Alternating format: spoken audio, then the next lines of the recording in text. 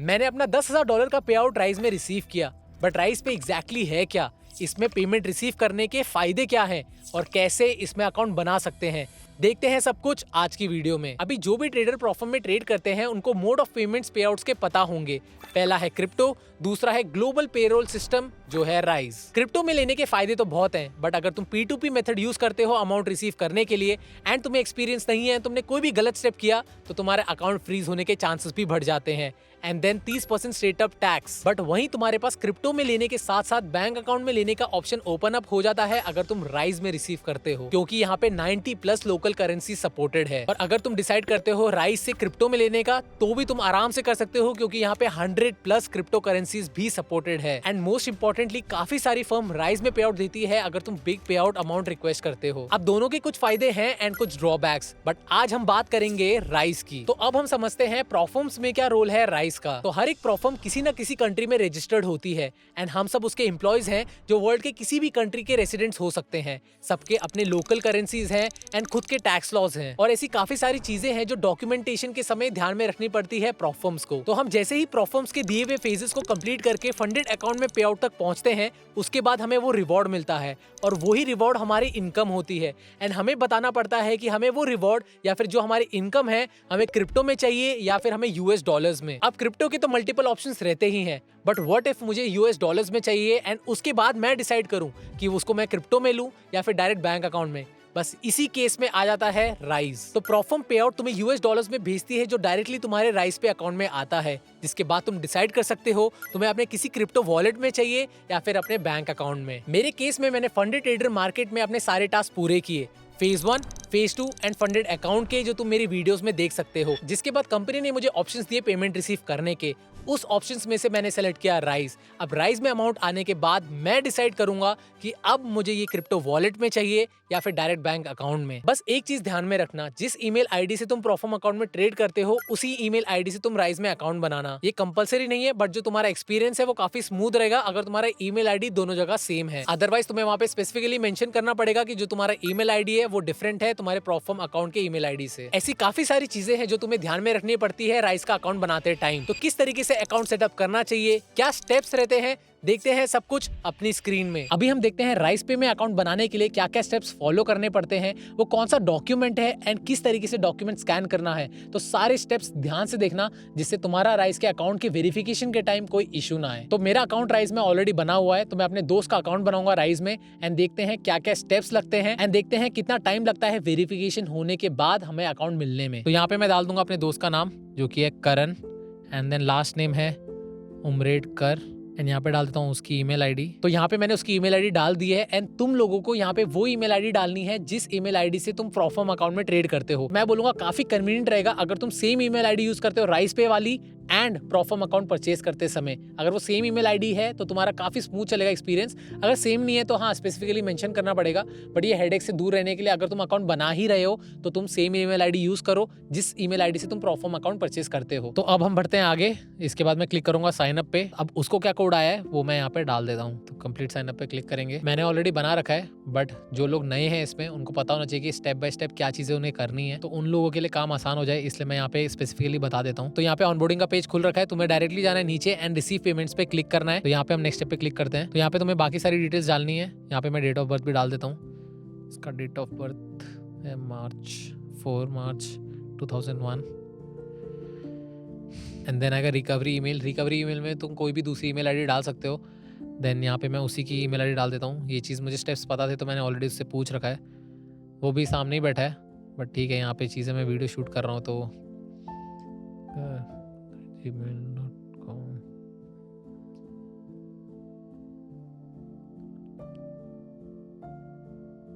And occupation software engineer.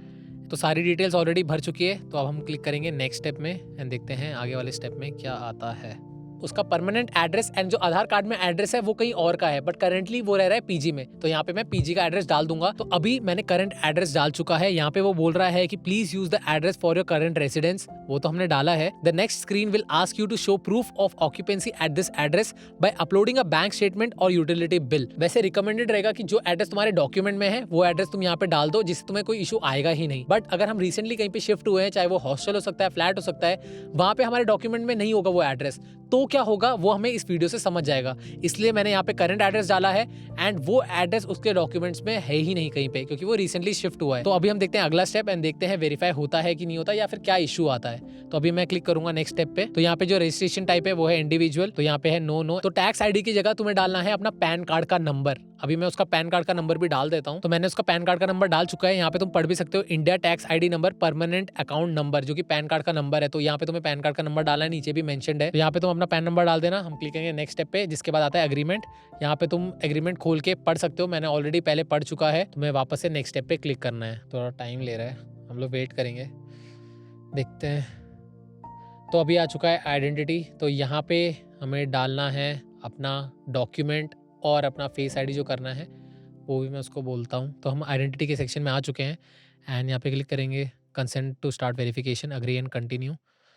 तो यहाँ पे वेरिफिकेशन के लिए तुम्हें सबसे पहले लगेगा तुम्हारा एक डॉक्यूमेंट एंड देन तुम्हारा लाइवलीनेस चेक होगा, जो कि तुम्हें सामने रह के फेस वाला जो चेक करना पड़ता है वो होगा, एंड देन पर्सनल इन्फॉर्मेशन तुम्हें प्रोवाइड करनी पड़ेगी जो भी रहेगा। तो हम लोग क्लिक करेंगे स्टार्ट वेरिफिकेशन पे एंड देन यहाँ पे हम यूज़ करेंगे पैन कार्ड। तुम यहाँ पे कोई भी डॉक्यूमेंट यूज़ कर सकते हो, बट मैं प्रेफरेबली बोलूँगा कि तुम पैन कार्ड यूज़ करो तो ज़्यादा सही रहेगा।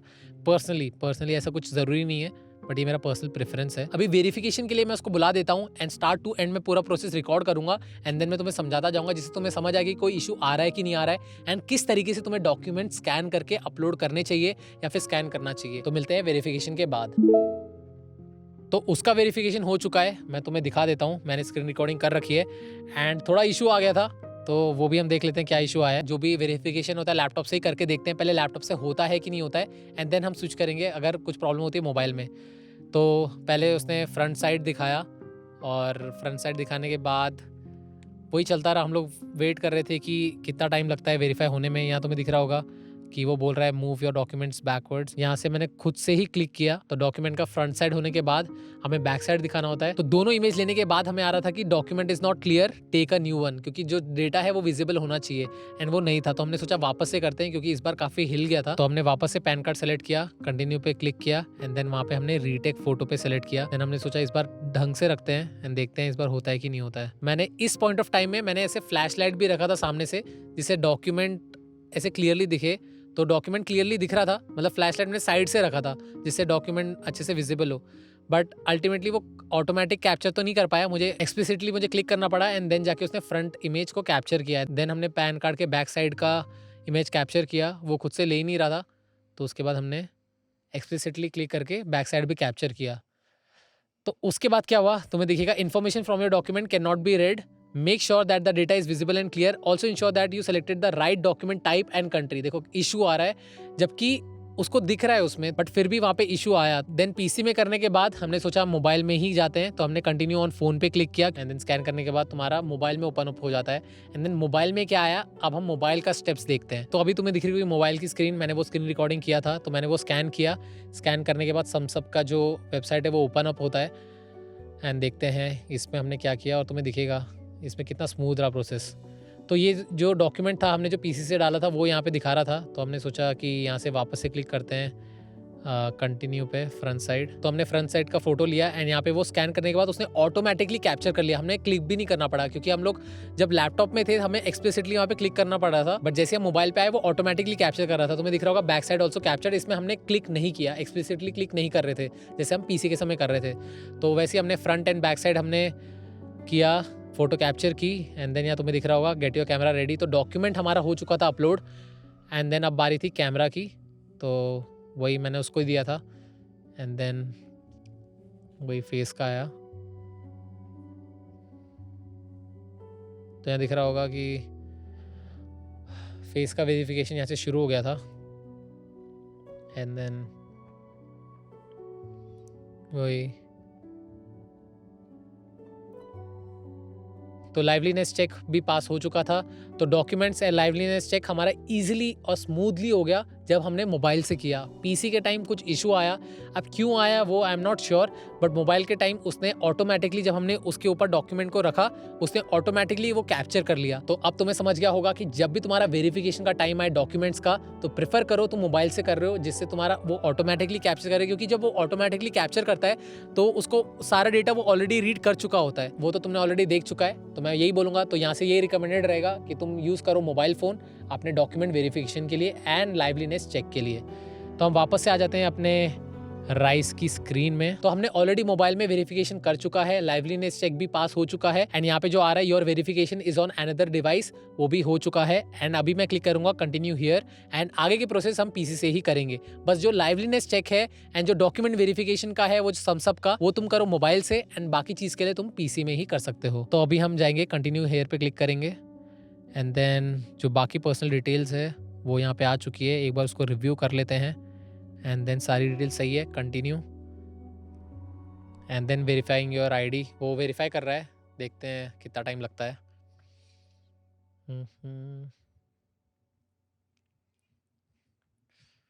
देखते हैं उसका पास होता है। वो करंट एड्रेस जो अलग है क्या वो कुछ मांगता है या नहीं मांगता है, देखते हैं।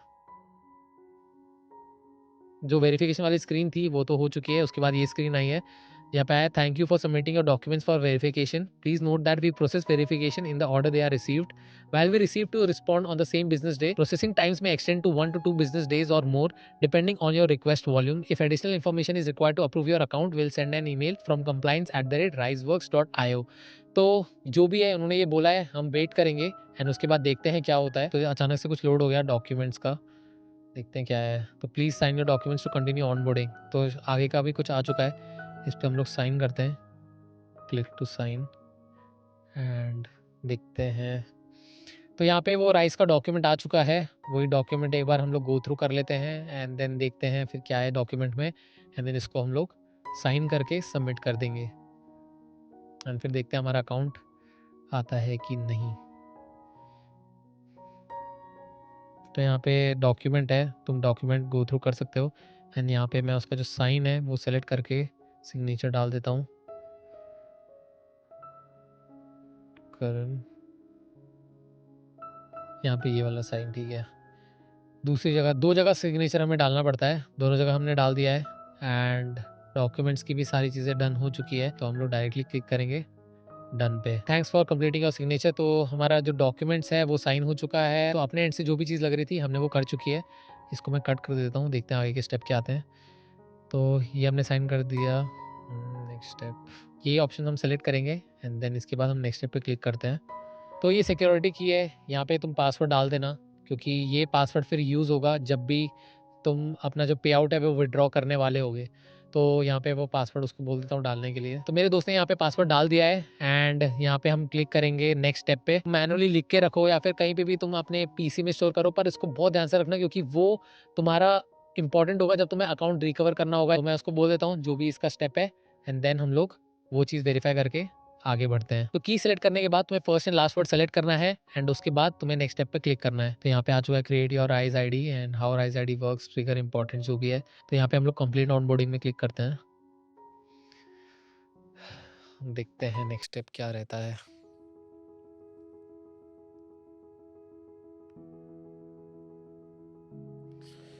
तो यहाँ पे मेरे दोस्त का अकाउंट सक्सेसफुली बन चुका है। तो अकाउंट बनाते समय तुम्हें दो चीज़ें ध्यान में रखनी है। सबसे पहली चीज़, तुम्हें ईमेल आईडी वही यूज़ करनी है जो ईमेल आईडी तुम प्रॉफर्म अकाउंट में यूज़ करते हो। जब तुम चैलेंज अकाउंट परचेज करते हो, जो ईमेल आईडी तुम तब यूज़ करते हो वही ईमेल आईडी से तुम्हें राइज अकाउंट बनाना है। अगर तुम राइज अकाउंट बाद में बना रहे हो, अगर तुम राइज अकाउंट पहले बना रहे हो तो तुम्हें अकाउंट उसी से परचेज करना है जिस ईमेल आईडी से तुमने राइज अकाउंट बनाया है। तो तुम्हें फ्यूचर में कोई इशू नहीं आएगा। सेम रखोगे तो वो कन्वीनियंट रहता है, और डिफरेंट रहेगा तो ऑब्वियसली तुम्हें प्रॉफर्म को बताना पड़ेगा। कहीं कहीं पे वो इशू आते हैं कि तुम्हें कस्टमर सपोर्ट को बताना पड़ता है कि तो जो तुम्हारा ईमेल आईडी वो डिफरेंट है। तो मैं बोलूँगा कि अगर तुम बना रहे हो तो सेम ईमेल आईडी रखो, काफ़ी स्मूथ रहेगा तुम्हारा आगे का प्रोसेस। दूसरी चीज़ है तुम्हारा एड्रेस। तुम करंट एड्रेस जहाँ पे भी तुम अगर नए नए शिफ्ट हुए हो तुम वो एड्रेस डाल सकते हो एंड डॉक्यूमेंट में तुम यूज़ कर लेना अपना पैन कार्ड प्रेफरेबली, क्योंकि यहाँ पे तो मुझे कुछ इशू नहीं आया उसका अकाउंट बनाते टाइम।